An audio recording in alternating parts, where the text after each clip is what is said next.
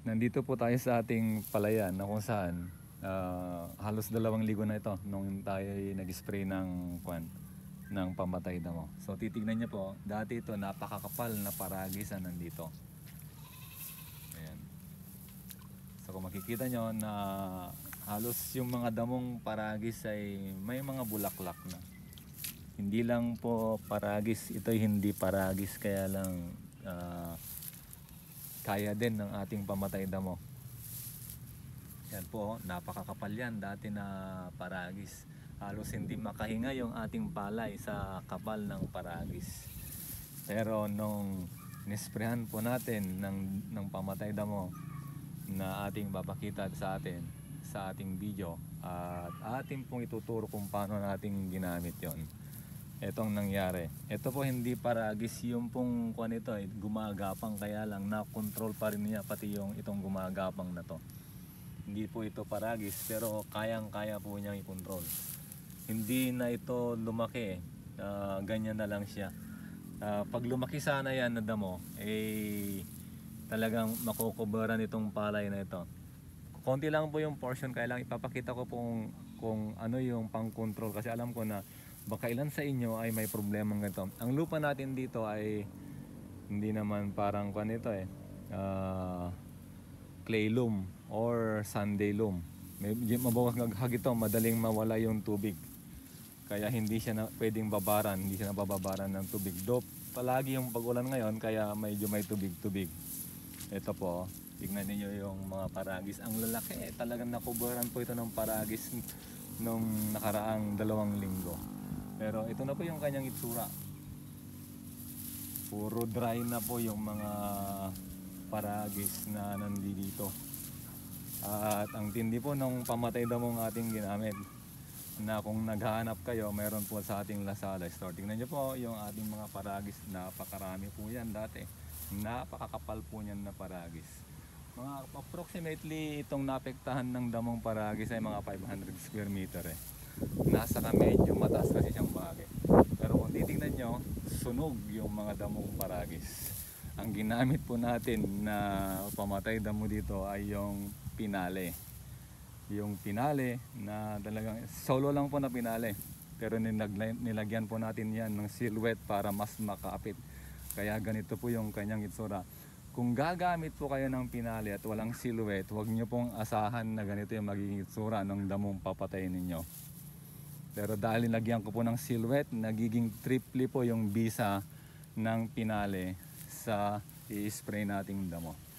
Ito po, sunog na sunog yung mga paragis at iba pang mga damo dito na ating in-sprayan ng pinali. Yan po. So hindi lang po paragis ang kaya niyang patayin. Maski ito talagang na-paralyze siya. Hindi na siya parang tumuloy. Yung mga natamaan talaga ng na malakas talagang namatay yung mga damo. Hindi sila tumuloy. Ganyan po kalakas yung ating ginamit dito na pinali. Inulit ko po yung pinali, hinaluan ko po siya ng silhouette. Kaya napakakapit nung gamot na pangdamo na ating ginamit dito. Kaya ganyan na lamang yung kanyang naging epekto sa damong nandito. So kung kayo ay mga tanong, kung kayo ay may mga tanong na nais masagot, libre po yung pagtatanong dito.